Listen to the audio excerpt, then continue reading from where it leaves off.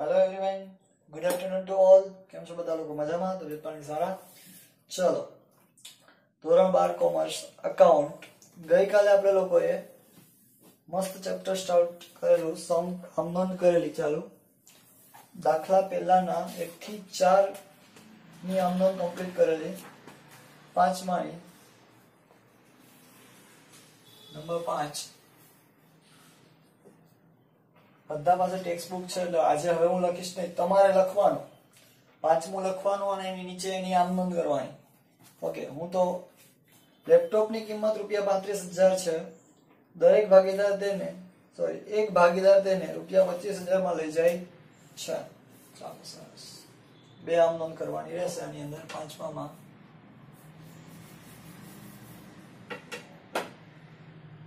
આમ નોંધ આખી દોરી જ નાખીએ બધી ભેગી.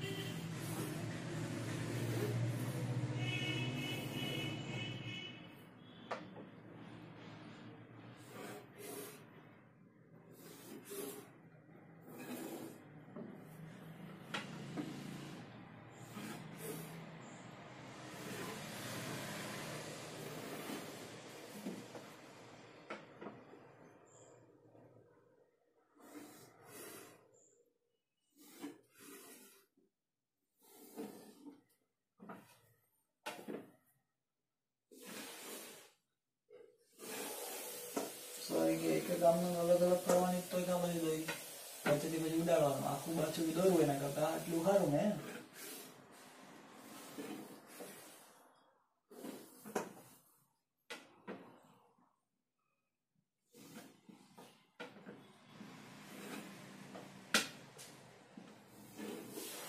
બધી જ આમ દોરી જ નાખીએ.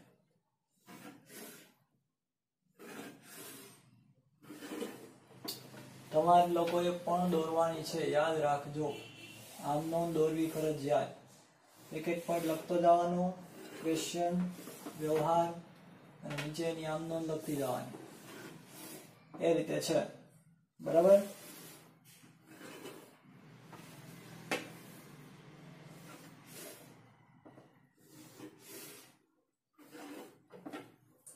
ચાલો,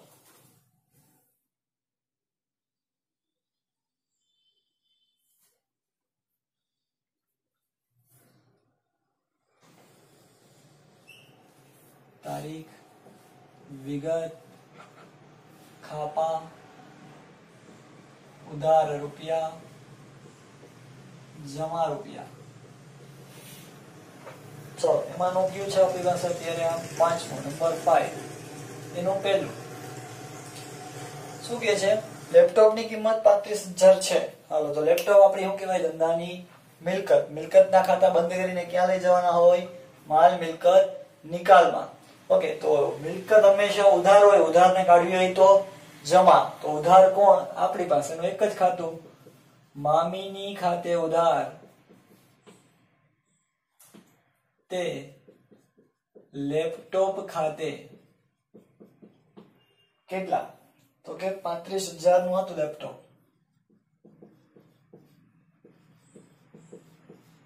બરાબર. એની બાજુ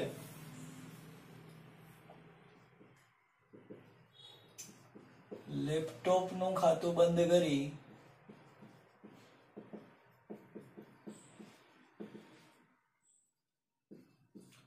મામીની ખાતે લઈ ગયા તેના.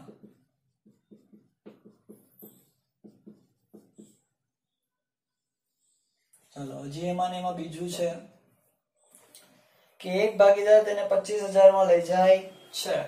રૂપિયા આવ્યા હોત તો વેચવો જ ને, તો રોકડ ખાતે ઉધાર, તે મામીની ખાતે. પણ અહીંયા કોણ લઈ જાય? ભાગીદાર. તો ભાગીદારોના મૂડી કે ચાલુ ખાતે ઉધાર, ને તે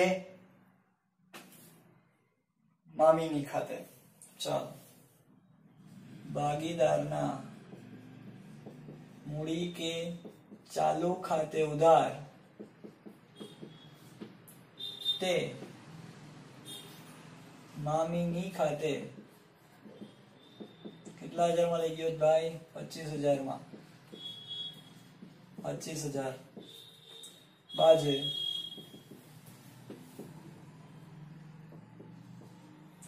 ભાઈ કોણ લઈ જાય? તો કે ભાગીદાર. ભાગીદાર લેપટોપ લઈ ગયો તેના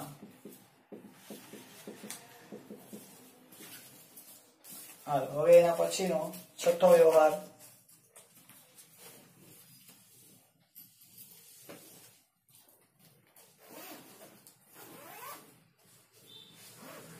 જો હવે ખાલી આટલું રાખવાનું રહીએ બાકી બધું ઉભા લીટે પાછા આપવા પડે ને એવું કઈ નહીં થાય આમાં હવે બેને છૂટા કરી નાખ્યા ચલો રેડી ચલો નંબર 6 તારીખ વિગત ખાપા ઉધાર રૂપિયા અને જમા રૂપિયા શું કહે છે છઠ્ઠામાં જોવો જોઈએ એક એક ભાગીદાર તેના શ્રીમતીજી ની પેઢીએ આપેલ લોન ₹40,000 માં ચૂકવવાનું સ્વીકારે છે ભાઈ એક ભાગીદાર શ્રીમતીજી પાસેથી લોન લઈ આવ્યો હતો અને એ જ એને ચૂકવી દેશે આના જેવી વાત છે હું તમારા ભાભી પાસેથી રૂપિયા લઈ આવું પછી એ જ રૂપિયા હું ચૂકવી દઉં તમારે કઈ લેવા દેવા નથી બરાબર ચલો તો સૌથી પહેલા તો શ્રીમતીજીની લોન પેઢી પાસે લોન હોય એ પેઢીનું શું કહેવાય દેવું દેવું હંમેશા શું હોય જમાને કાઢવું હોય તો ઉધાર પહેલું શ્રીમતીજીની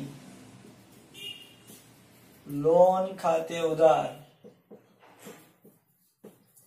તે મામીની ખાતે કેટલા હજારની હતી 40,000ની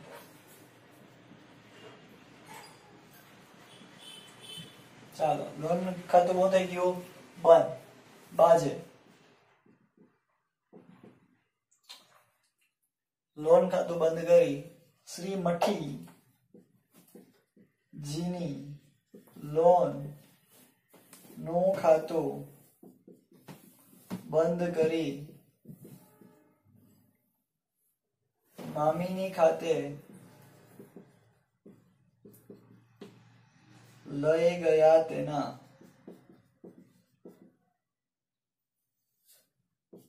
ચલો બીજી આ લોન કોણ ચૂકવવાનું સ્વીકારે છે તો કે એનો ઘરવાળો બરાબર ચલો સેમ ટુ સેમ અહીંયા મિલકતની વાત હતી અહીંયા દેવાની વાત છે તો લોન નું ખાતું તો બંધ થઈ ગયું મામીની એક પ્રકાર ઊંધી કરી નાખવાનું જો પેઢીના રૂપિયા જતા નથી રૂપિયા કોના જાય છે તો કે ભાગીદારના બરાબર તો પેઢીને કઈ લેવા દેવા નહીં કે રોકડ ખાતું જમા કરવું પડે બરાબર તો મામીની ખાતે ઉધાર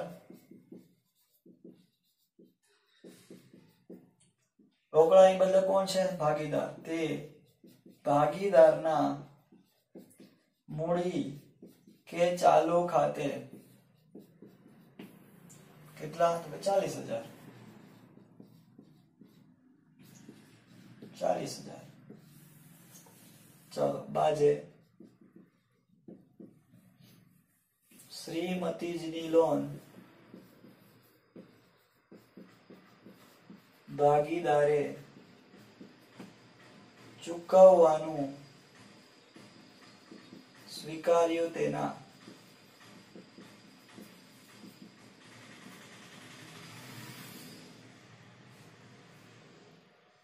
ચાલો આમ નોંધ પૂરી ડન બે સમય ગઈ જો દોરવું ના પાડ્યું જસ્ટ મિનિટ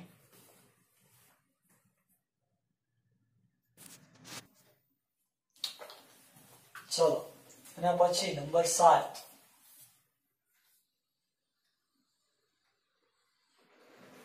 ફોલ્ડરના ડીપા ભેગાઈ દીધા એટલે એનો વાંધો ના આવે ને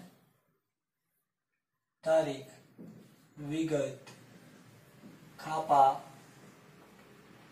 ઉધાર રૂપિયા એન્ડ જમા રૂપિયા ચાલો નંબર 7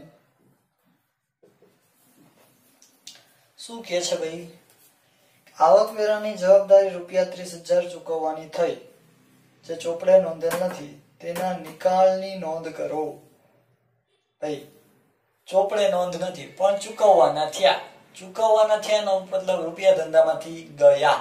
જાય તો જમા. તો સાહેબ ઉધાર કોને કરો? તો કે એક જ ખાતું છે, નાવાનું ઈ ને નીચવાનું ઈ. કયું ઈ નાવા નીચવા વાળું? તો કે મામીની. લખો મામીની ખાતે ઉધાર તે રોકડ કે બેંક ખાતે. કેટલા ચૂકવા ભાઈ? આવકવેરો 30,000 નો ચૂકવો ભાઈ. સારું કહેવાય, બહુ સારું કહેવાય, અતિ સુંદર કહેવાય, ખૂબ જ સરસ કહેવાય. બાજે શું હતું ભાઈ? આવકવેરો. આવકવેરાને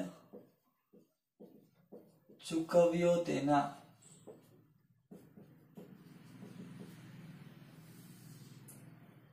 ચાલો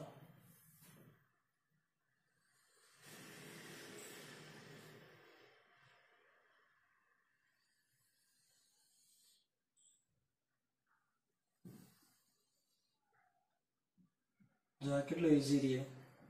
બોલું એક કરું પછી પાછી એક આમ દોરું ને.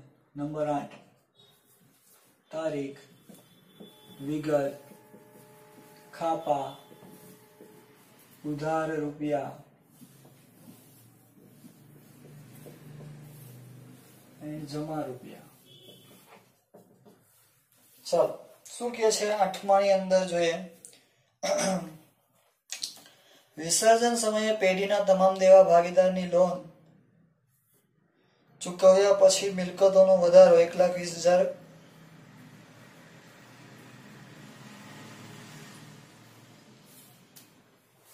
રહે છે. એબીસી નું નન્નુનું પ્રમાણ 5:3:2 છે. ભાઈ મિલકતોનો વધારો ને દેવા ચૂકવાઈ ગયા પછી મિલકતમાં વધારો જોવા મળ્યો. એનો મતલબ શું કહેવાય? એને નફો. બરાબર. જમા સાઈડ નો ટોટલ વધી જાય, ઉધાર સાઈડ નો ઘટે તો નફો થાય. ઉધાર સાઈડ નો વધી જાય, જમા સાઈડ નો ઘટે તો ખોટ કહેવાય.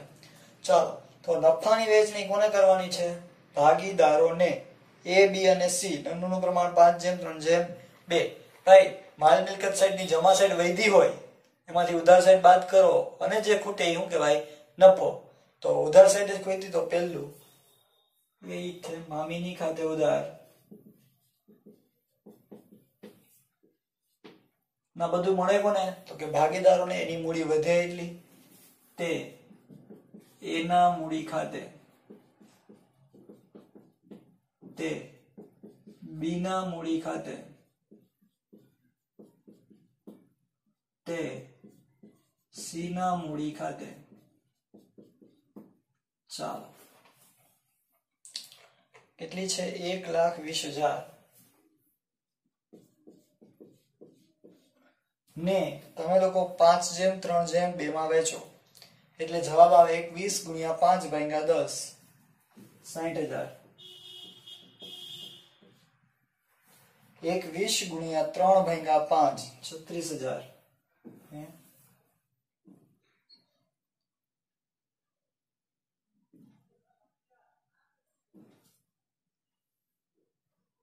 36,000 અને 24,000 થઈ ગયું. ચાલો આ પણ પૂરું.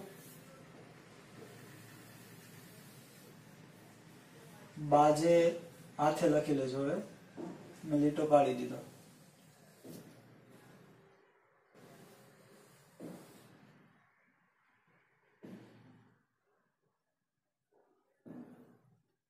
નંબર 9. આની બાજે શું લખી શકાય? તો કે મિલકતમાં થયેલો વધારો ભાગીદારો વચ્ચે વહેંચ્યો તેના. ચલો તારીખ, વિગત, ખાપા,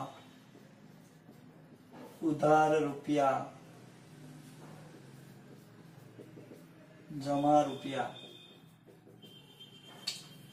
શું કહે છે 9માં? પેઢીના વિસર્જન સમયે ચોપડે યંત્રો 2 લાખ બતાવેલ છે. ચોપડે કિંમત જ ઉપજે છે. ભાઈ યંત્ર આપણી મિલકત. મિલકતનું ખાતું સૌથી પહેલા શું કરો?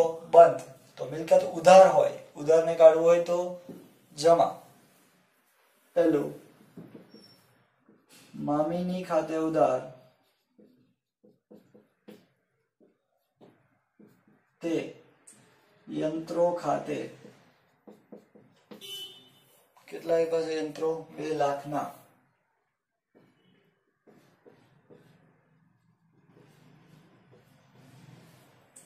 બાજે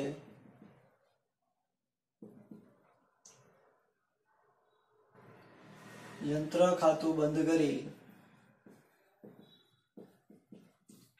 मामीनी खाते लई गया तेना एम पण लखी शको के यंत्र खातु बंद कर्યું तेना स्वीट एंड शॉर्ट। चलो सेकंड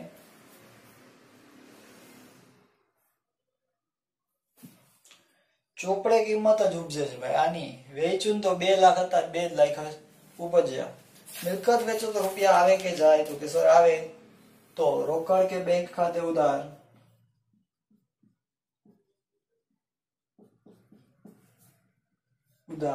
ते नावानो नीचेवानु एकमात्र खातु मामीनी खाते जमा 2 लाख।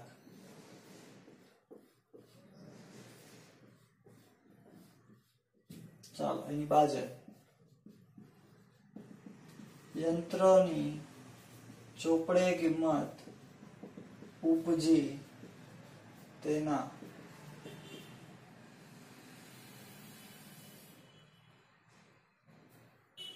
ચાલો દાખલો પૂરો મેં સ્ક્રીનશોટ પાડી લો પછી આગળ વધીએ ઓકે।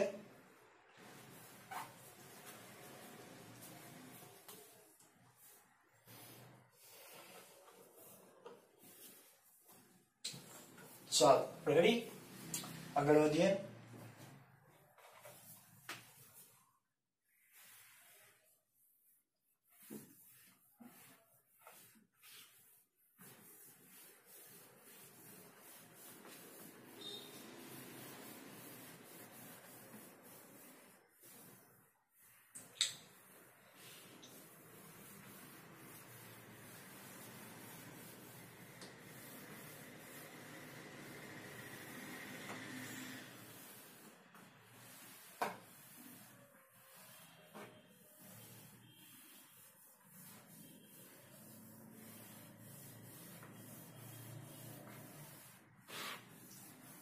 हाँ पछी आपणे आ चेप्टर पछी पार्ट 2 नो रोकड़ प्रवाह पत्रक लेशुं बराबर। एवी इच्छा छे पछी तो हूँ बीजू चालू करवा नक्की न कहेवाय मारुं। चलो 10મી 10 11 12 12 છે ને આમદન ટોટલ થવાની છે 1 2 3 4 5 6 7 હાલો તો પછી દોરીને નખાય ને બે બાજુ હળવેક થી।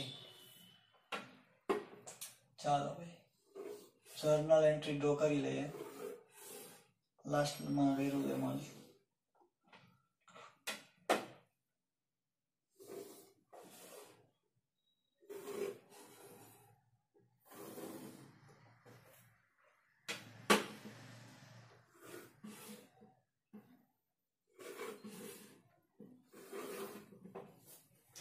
बधाए जर्नल दोरवी फरजियात अने फेसबुक में तमारे एक व्यवहार एनी आम नोंध एक व्यवहार एनी आम नोंध ए ज रीतना करवानुं रहेशे केम के एक्जाम में पण एम ज हशे।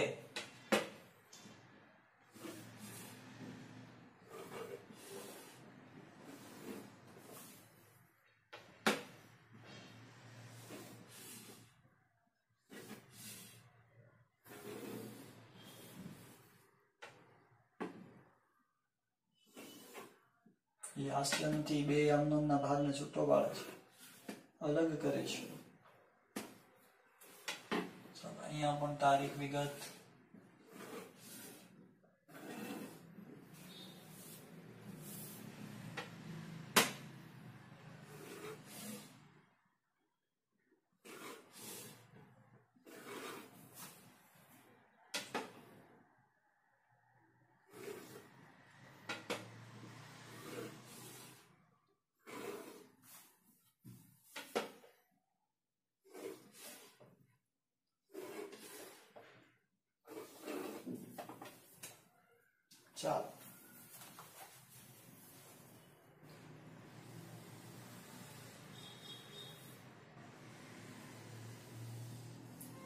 तारीख, विगत, खापा, उधार रुपया, जमा रुपया।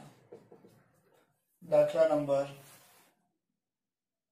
10 व्यवहार नंबर 10मो। ચાલો શું કહે છે? કોઈ એક ભાગીદાર પેઢીના વિસર્જનની કાર્યવાહી કરવાની જવાબદારી સ્વીકારે છે। એવું તો ભાઈ આપણે આમાં વિસર્જનની જવાબદારી એક ભાગીદારે સ્વીકારી, તેના બદલામાં તેને મહેનતાણા તરીકે 20,000 ચૂકવવાનું નક્કી કર્યું છે। પેઢીએ તેને ખર્ચ પેટે ₹12,000 ચૂકવા। રાઈટ, ખર્ચના ખાતા હંમેશા શું હોય? ઉધાર હોય। ઓકે, તો ક્યાં ઉધાર કરીશું? એક જ ખાતું છે આપણા માટે, નાવાનું નીચવાનું, મામીની ખાતે ઉધાર।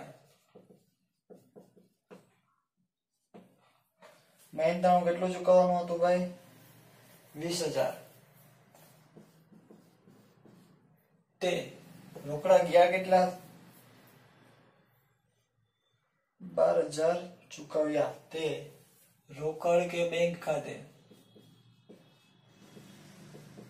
12,000।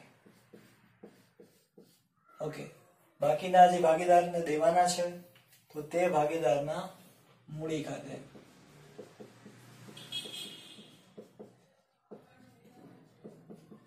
કેટલા? 8,000। ચાલો બાજે।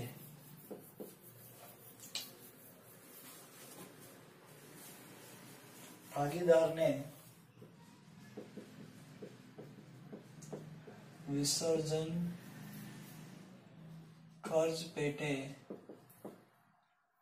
મહેનતાણું ચૂકવ્યું તેના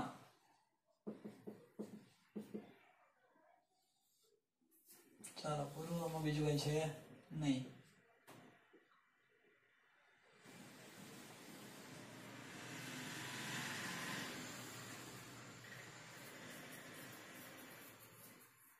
ચાલો નંબર 11, કોઈ એક પેઢીના વિસર્જન સમયે દેવાદારો 1,20,000, લેણદારો 60,000 છે। એક ભાગીદાર 20% ઓછી કિંમતે દેવાદારો લઈ લેણદારોને ચૂકવે છે। બરાબર, એટલે કે દેવાદાર લઈ જશે ને એ લેણદારને ચૂકવશે। ચલો કેમ હતું? યંત્ર ભાગીદાર લઈ જાય તો યંત્ર ભાગીદાર લઈ જાય, બરાબર, અને રૂપિયા બીજાને ઈ જ ચૂકવે, એટલે ભાગીદારે એને સ્વીકાર્યા અને લેણદારે એને સ્વીકાર્યા। ટૂંકમાં વાત આ છે।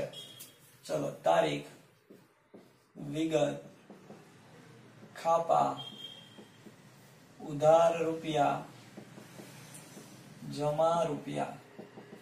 હાલો, સૌથી પહેલી આમ નોંધ ગઈ તો કે દેવાદારનું ખાતું બંધ કરો। દેવાદાર હંમેશા શું હોય? ઉધાર। ઉધારને કાઢવા હોય તો જમા। મામીની ખાતે ઉધાર કેટલાના હતા દેવાદાર? 1,20,000 ના। તે દેવાદાર ખાતે 1,20,000 સરી કે ભાગીદાર લઈ જાય નહીં તો હવે આવશે ને, અત્યારે તો ખાલી એનું ખાતું બંધ કર્યું। બાજે દેવાદારનું ખાતું બંધ કર્યું તેના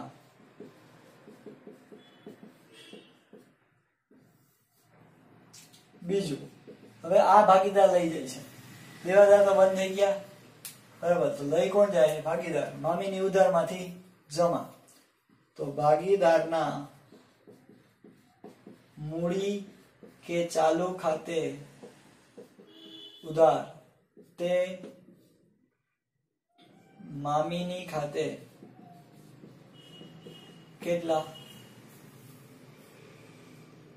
જેમ છે એમ જ।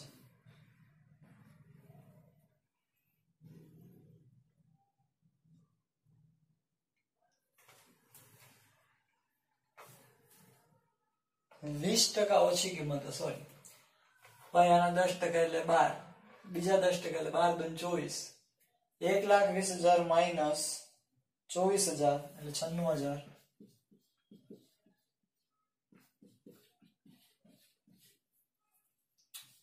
बाजे देवादार भागीदार लई गयो तेना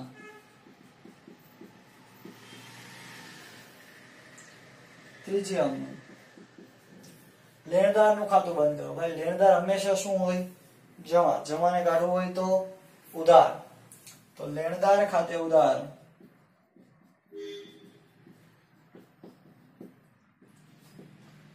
તે મામીની ખાતે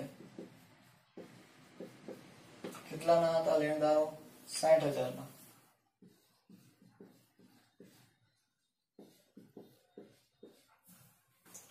चलो बाजे लेणदार नु खातु बंद कर्यु तेना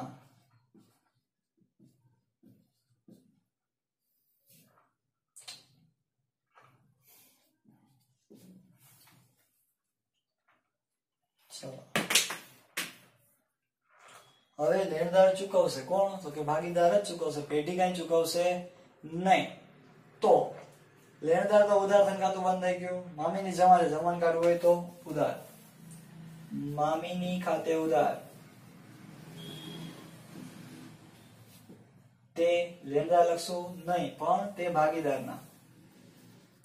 ભાગીદારના મૂડી ખાતે ભાઈ 60,000 માઈનસ 20% એટલે 60,000 માઈનસ 12,000 કરો એટલે જવાબ આવે તમારી પાસે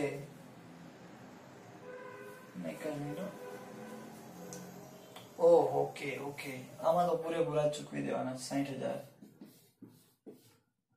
कारण 20% ઓછી કિંમત દેવાદારો લઈ અને લેણદારોને ચૂકવે છે બરાબર પત્યું લાની તો ચોપડે કિંમત જ ચૂકવાશે બાજે લેણદારને ચૂકવ્યા તેના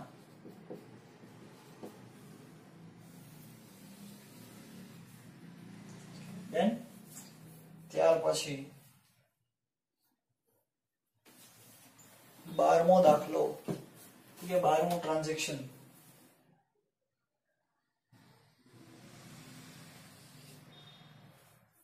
નંબર 12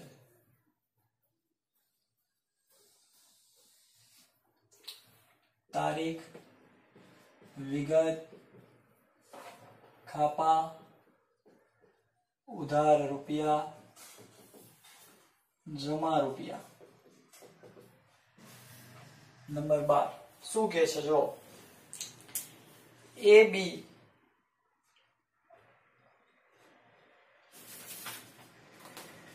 आर बी અને आई ભાગીદારો વચ્ચે નનું વહેંચણીનું પ્રમાણ 3:2:1 ના પ્રમાણમાં થાય છે સામાન્ય અનામત 18,000 નફા નુકસાન ખાતાની ઉધાર બાકી એટલે ખોટ થાય જમા બાકી હોય તો નફો થાય અને 2,18,000 કારીગર અકસ્માત વળતર ભંડોળ હજો આમાંથી એક સામાન્ય અનામત અને કારીગર અકસ્માત વળતર ભંડોળ આ બંને જમા હોય જમાન કાઢવા હોય તો ઉધાર सर तो के नन्नू एमा उधार बाकी गया छे उधार छे तो एने जमा करशुं बराबर तो हवे बे वस्तु आपी आपणे एक सामान्य अनामत जमामांथी काढवो होय तो उधार सामान्य अनामत खाते उधार કેટલાનું પડ્યું હતું સામાન્ય અનામત 18,000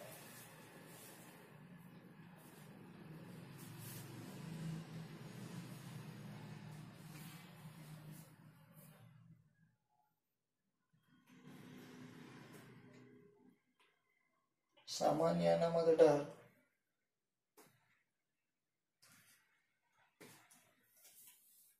અને કેલ્વિનો મને રકમમાં પ્રોબ્લેમ લાગે છે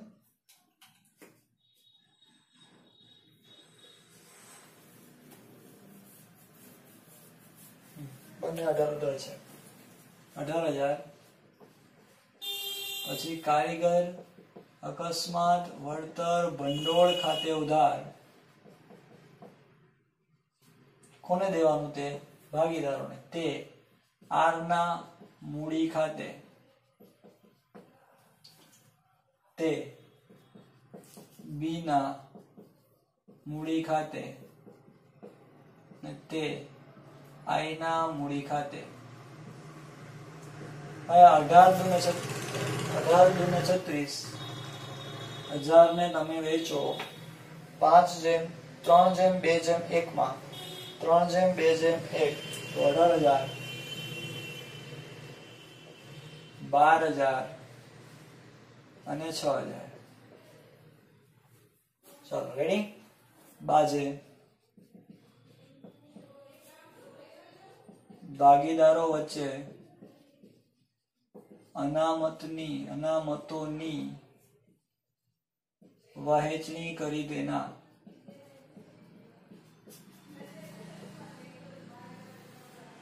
તેના પછીનું બીજું. હવે સાહેબ હવે હું લ્યો હજી એક વસ્તુ વેચવાની બાકી રહી. કઈ? નન્નુ ખાતાની ઉધાર બાકી. ઉધાર ને કાઢવી હોય તો જમા. તો ઉધાર કોણ? ભાગીદારોના મૂડી ખાતા. આર ના મૂડી ખાતે ઉધાર, બી ના મૂડી ખાતે ઉધાર, સી ના મૂડી ખાતે ઉધાર, તે નફા નુકસાન ખાતે નન્નુ ખાતે જમા. કેટલું હતું નન્નુ ખાતું ભાઈ? 12,000. 12,000 ને તમે 3:2:1 માં વેચો એટલે જવાબ આવે 6,402. 6,000 4,000 અને 2,000. ભાઈ 12,000 ને 3:2:1 માં વેચ્યા. બાજે નન્નુની વહેંચણી કરી તેના. ચાલ 12મું પત્યું.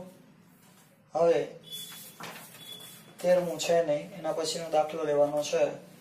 એના માટે આનો સ્ક્રીનશોટ લઈ લો બધા પેલા, પછી આગળ વધીએ.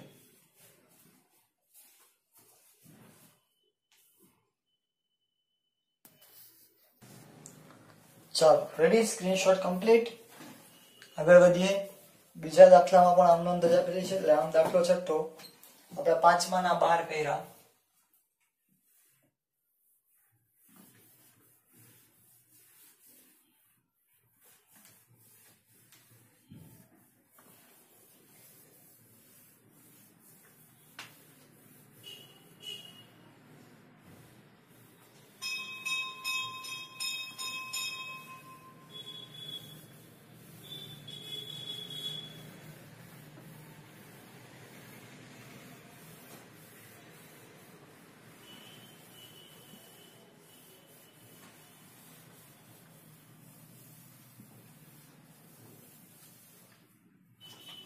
ચાલો દાખલો છઠ્ઠો હું પેલું જોઈએ. આમ નામ દોરી જ નાખીએ બધાની ભેગી બે પાર્ટમાં, એટલે લેક્ચરની સાથે ચેપ્ટર પ્રેક્ટિકલ પણ પૂરું થાય. બોર્ડના નિયમ મુજબ તમારા આમ નામ સિવાય થિયરી પૂછાશે, મોટા દાખલાઓ પૂછાશે નહીં, એટલે ચિંતા ના કરતા.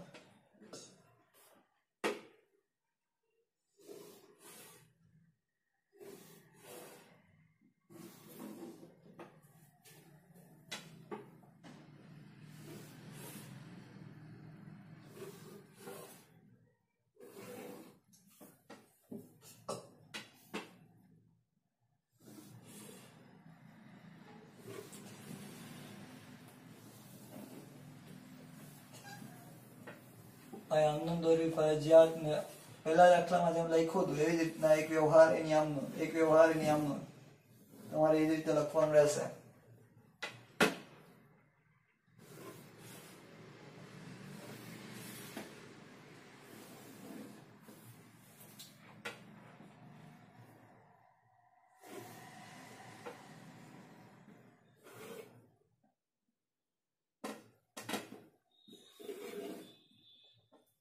આપણે આની પણ આવતા લેક્ચરથી થિયરી ભણશું, બરાબર? આવતા લેક્ચરથી, કેમ કે આજે દાખલા પૂરા. ટેક્સ્ટ બુકની લાઈન ટુ લાઈન થિયરી જોશું, રેડી? એટલે આવતા લેક્ચરમાં ટેક્સ્ટ બુક લઈને વિડીયો જોવા બેસજો, બાકી ગોથે કરશો. કે દાખલા માટે જરૂરી થિયરીઓ લખાવી દીધી છે, બરાબર. બાકીની લાઈન ટુ લાઈન જોવાની છે.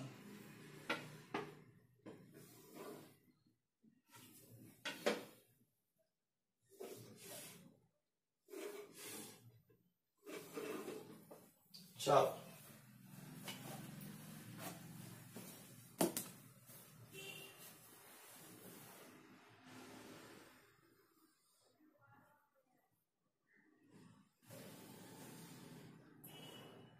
છઠ્ઠાનું પહેલું તારીખ, વિગત, ખાપા, ઉધાર રૂપિયા, જમા રૂપિયા. ચાલો,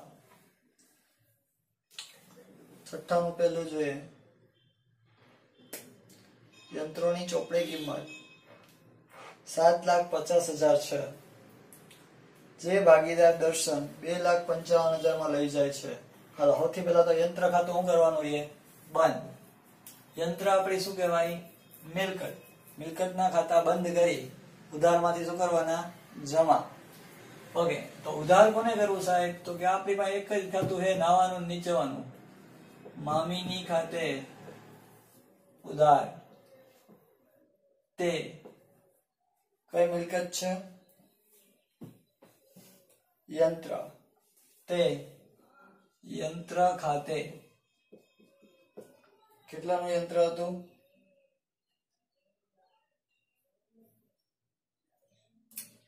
7,50,000. સોરી, 50,000. આ જેનો ચોપડો છે ને એમાં રૂપિયા છે ઈ 5 જેવું કરતા આવડે છે નિશાની. આ જે રૂપિયો છે બાજે યંત્ર ખાતું બંધ કર્યું તેના. ઓકે, ચાલો.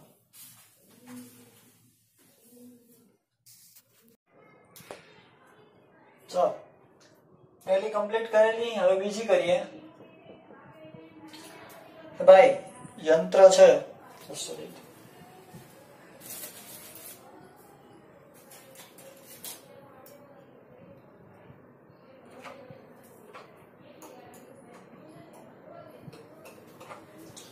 ચાલો, છઠ્ઠાના પહેલામાં શું કહે છે? યંત્રોની કિંમત 50,000 છે, એની આમનામ કરી નાખી. જે ભાગીદાર દર્શન 55,000 માં લઈ જાય છે. યંત્રનું ખાતું તો શું થઈ ગયું? બંધ થઈ ગયું, બરાબર. હવે એ યંત્ર કોઈ ભાગીદાર લઈ જાય છે. ઓકે, તો મામીની ઉધારમાંથી જમા થશે. તો ઉધાર કોણ? તો કે દર્શન છે ને, દર્શન. હા, દર્શનના મૂડી ખાતે ઉધાર. તે મામીની ખાતે જમા. કેટલા હજારમાં લઈ જાય છે? 55,000 બાજે દર્શન યંત્ર લઈ ગયો તેના.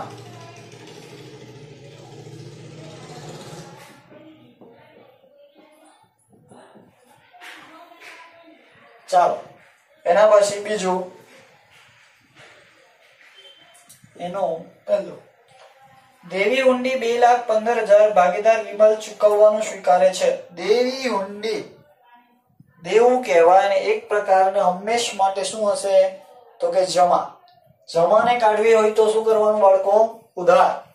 તો દેવી હુંડી ખાતે ઉધાર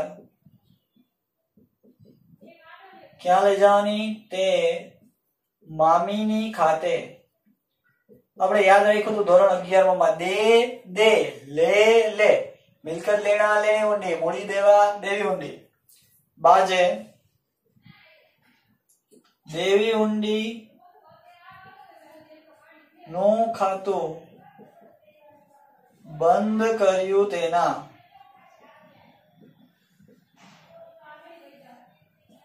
ચાલો, કેટલાની છે? 15,000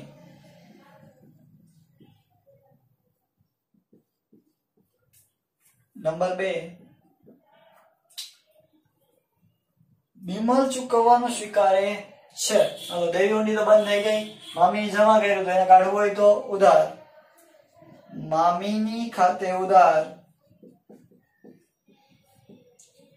તે બિમલના મૂડી ખાતે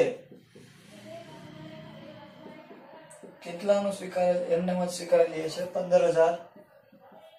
આ તો બધા દેવા જ પડે ને, એમાં આપણને મન થાય કે નથી દેવા તો ના ચાલે.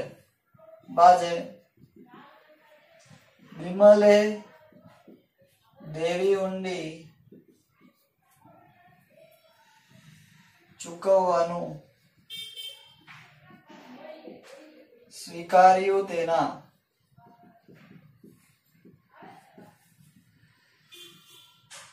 ચાલો પદ્યું. એના પછી નંબર 3, ભૂતકાળમાં માંડી વાળેલ ગાલખાદ 11,000 પૈકી 6,000 મળી.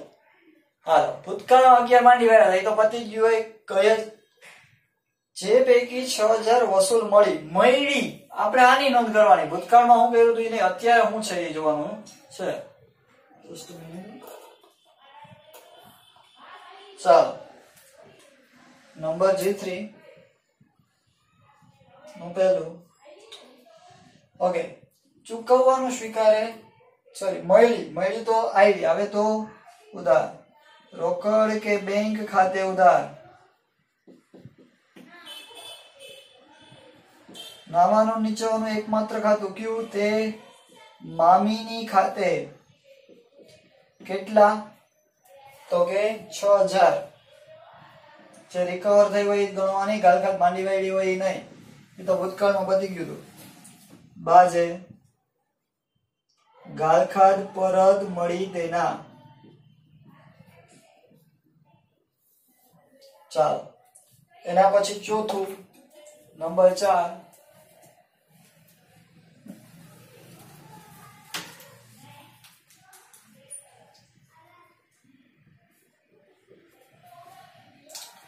પરચુરણ મિલકતોની ચોપડે કિંમત 2,70,000 ઉપજ્યા 2,27,000. ભાઈ મિલકત હંમેશા શું હોય? જમા હોય. જમાને કાઢવી હોય તો ઉધાર. સોરી મિલકતના ખાતા હંમેશા ઉધારને કાઢવા હોય તો જમા. ભાઈ પરચુરણ જમા મિલકત થાય તો ઉધાર કોણ? મામીની ખાતે ઉધાર તે પરચુરણ મિલકત ખાતે કેટલા? 2,70,000.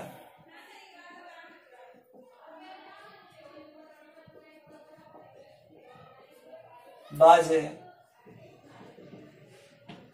પરચુરણ મિલકતના ખાતા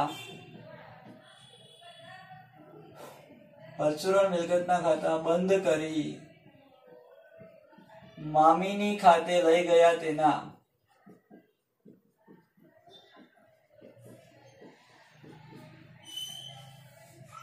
એનું બીજું.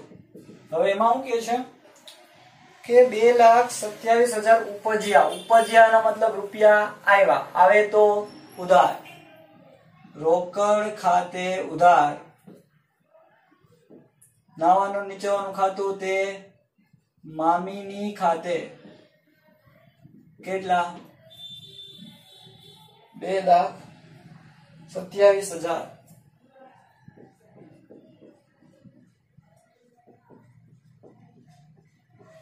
બાજે પરચુરણ મિલકતના ઉપજ્યા તેના.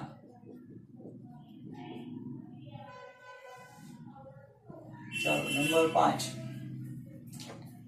પરચુરણ લેણદારો 60,000, દેવું 25% વટાવે ચૂકવ્યું. હાલ પેલા તો લેણદારનું ખાતું બંધ કરીએ. લેણદાર હંમેશા જમા હોય. જમાને કાઢવા હોય તો ઉધાર. લેણદાર ખાતે ઉધાર તે ક્યાં લઈ જવાના? મામીની ખાતે. કેટલા?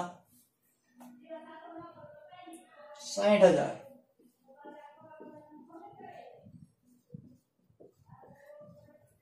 ચાલો બાજે લેણદારનું ખાતું બંધ કર્યું તેના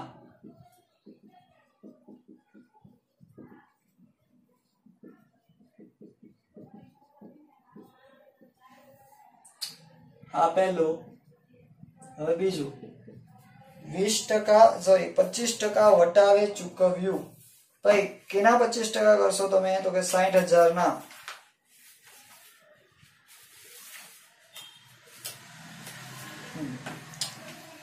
તો મામીની લેણદાર તો બંધ થઈ ગયા, મામીની જમામાંથી કાઢીને ઉધાર, અને ચૂકવા છે તો રૂપિયા આવે કે જાય? જાય તો જમા.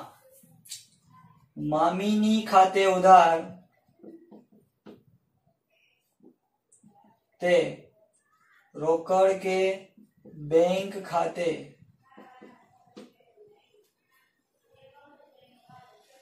કેટલા? તો કે 45,000.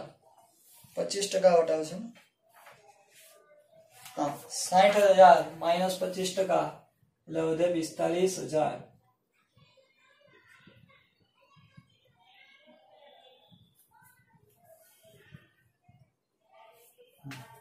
बाजे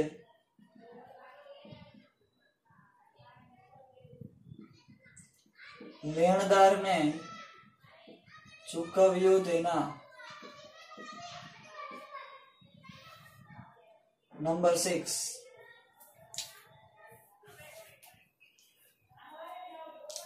ચોપડે નહીં નોંધાયેલ કરવેરાના રૂપિયા 5,000 ચૂકવ્યા. ચૂકવ્યા તો રૂપિયા જાય ને જાય તો જમા. તો ઉધાર કોણ? તો કે નાવા નીચે વાળું એકમાત્ર ખાતું મામીની ખાતે ઉધાર તે રોકડ કે બેંક ખાતે કેટલા છે? 5,000. 5,000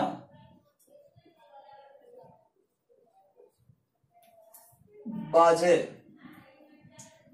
કરવેરાના ચૂકવ્યા તેના. सातमू જોઈએ विसर्जन खर्च रुपया 5,000 चूकव्यो. चूकव्यो तो रुपया जाय ने जाय तो जमा. उधार कोण? एकमात्र खातु मामीनी खाते उधार ते रोकड़ के बैंक खाते કેટલા ચૂકવા? 5,000.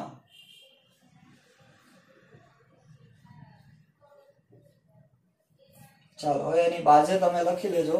બરાબર? હવે ચેપ્ટર પતી ગયું તો પછી એટલું તો થાય તમારાથી. ચોપડે પાઘડી બતાવેલ નથી પરંતુ વિસર્જન વખતે તેના વેચાણના 20,000 ઉપજ્યા. ઉપજ્યા તો આવ્યા, આવે તો ઉધાર. રોકડ કે બેંક ખાતે ઉધાર તે એકમાત્ર ખાતું મામીની ખાતે કેટલા ઉપજ્યા ભાઈ? 20,000.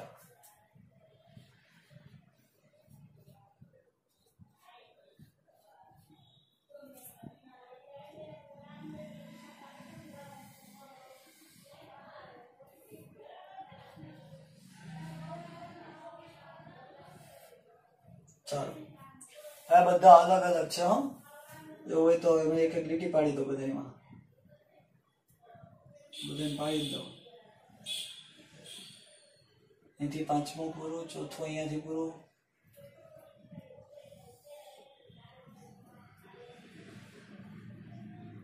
બધી અલગ અલગ આમનોંધ છે. તારીખ, વિગત, કાપા, ઉધાર રૂપિયા, જમા રૂપિયા બધું લખવાનું. મેં ખાલી આ એક બે આમનોંધ હતી ઘટે નહીં એટલા માટે લખ્યું નથી. તમારે પાંચમાનો વ્યવહાર પછી પાંચમાની પહેલી બીજી પૂરું, છઠ્ઠાનો વ્યવહાર પછી છઠ્ઠી આમનોંધ, સાતમાનો વ્યવહાર પછી સાતમી, જેમ આપણે અહીંયા કરતા એમ જ. બરાબર? અહીંયા બી નથી જ કર્યું, ડોન્ટ વરી. બરાબર? પહેલું એની બે આમનોંધ, પછી બીજાનો વ્યવહાર લખવાનો, પછી એની બે આમનોંધ, પછી ત્રીજાનો વ્યવહાર નોંધવા લખવાનો, પછી એની આમનોંધ. એ રીતે કરવાનું રહેશે. સ્ક્રીનશોટ લઈ લો.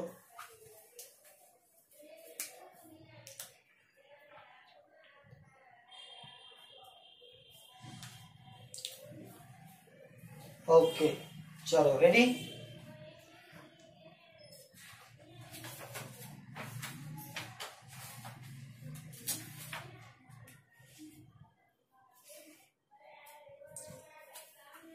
વેઇટ.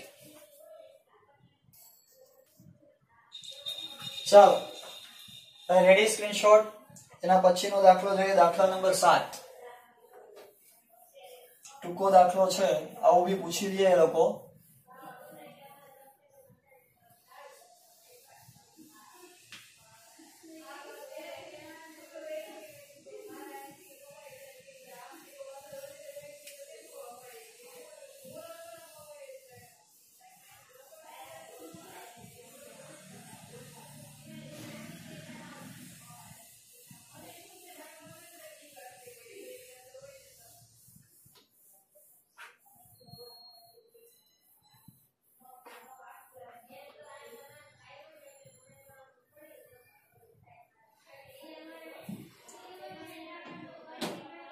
चलो दाखला नंबर 7 શું કહે છે? નરેશ અને શૈવિલ 2:3 ના પ્રમાણમાં અનુવૈધતા ભાગીદારો છે. 30/9/2016 ના રોજ પેઢીનું વિસર્જન કરવાનું નક્કી કર્યું. તે તારીખે તેમની મૂડી અનુક્રમે 6 લાખ અને 4 લાખ હતી. પેઢીના કુલ દેવા 6 લાખ. પેઢીના ચોપડે એકત્રિત થયેલ જે નહીં વેચાયેલ નન્નુ ખાતાની ઉધાર બાકી 1 લાખ અને રોકડ સિલક 1 લાખ હતી. પેઢીની મિલકતોના 50% ઉપજ્યા. વિસર્જન ખર્ચ 1 લાખ થયો. પેઢીના ચોપડા બંધ કરવા જરૂરી ખાતા તૈયાર કરો. ભાઈ આપણે એમાં બીજું કઈ જ નથી કરવાની ઈચ્છા, ફક્ત તમને પાકું સરવૈયું હોય ને એ બનાવવું છે આપણે. બરાબર, ફક્ત પાકું સરવૈયું એટલું જ પૂછાય તમારે. દાખલા નંબર 7.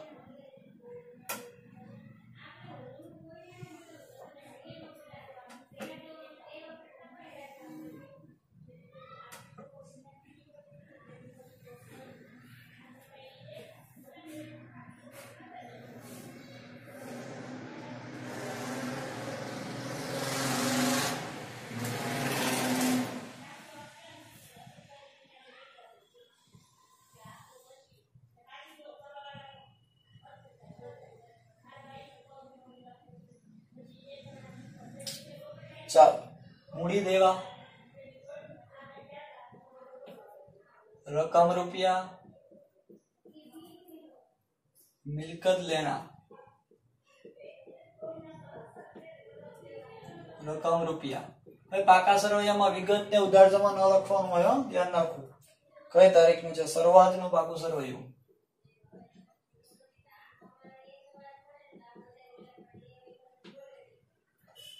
ચાલો શું કે છે? તેમની મૂડી અનુક્રમે 6 લાખ 4 લાખ હતી. હાલો મૂડી ખાતા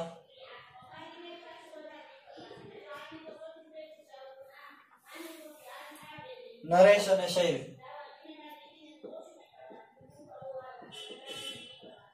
નરેશની કેટલી કીધી? 6 લાખ. ખાલી રકમ ગોઠવતા શીખવાનું છે આની અંદર. અને 6 લાખ અને 4 લાખ, ટોટલ 10 lakhs. ચાલો એના પછી પેઢીના કુલ દેવા 6 લાખ છે. હાલો ભાઈ દેવા, દેવા ક્યાં હોય? મૂડી દેવા બાજુ 6 લાખ. ત્યારબાદ પેઢીના ચોપડે એકત્રિત થયેલ જે નહીં વેચાયેલ નન્નુ ખાતાની ઉધાર બાકી. ઉધાર બાકી ક્યાં લખવાની હોય? મિલકત લેના બાજુ. નન્નુ ખાતું કેટલું છે? 1 લાખ. ત્યારબાદ રોકડ સિલક પણ 1 લાખ.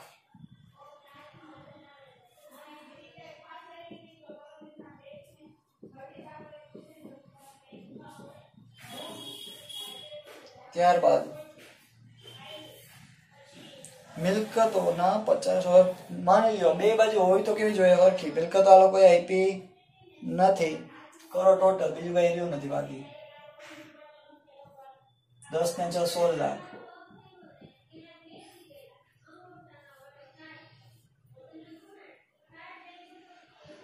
16 લાખ માઇનસ 2 લાખ એટલે 14 લાખ આપણી શું થશે? પરચુરણ મિલકત.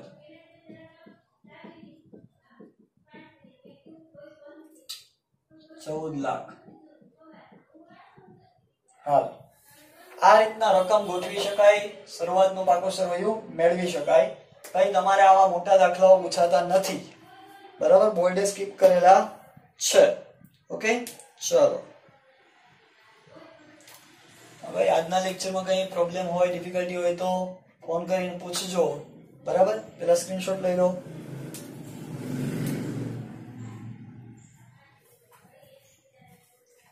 ચાલો આજ પૂરતું આટલું રાખીએ છીએ। વિસર્જન ચેપ્ટર પૂરું। નેક્સ્ટ લેક્ચરમાં આપણે વિસર્જન ચેપ્ટરની થિયરી ભણવાની છે। શું ભણવાની છે? એની થિયરી।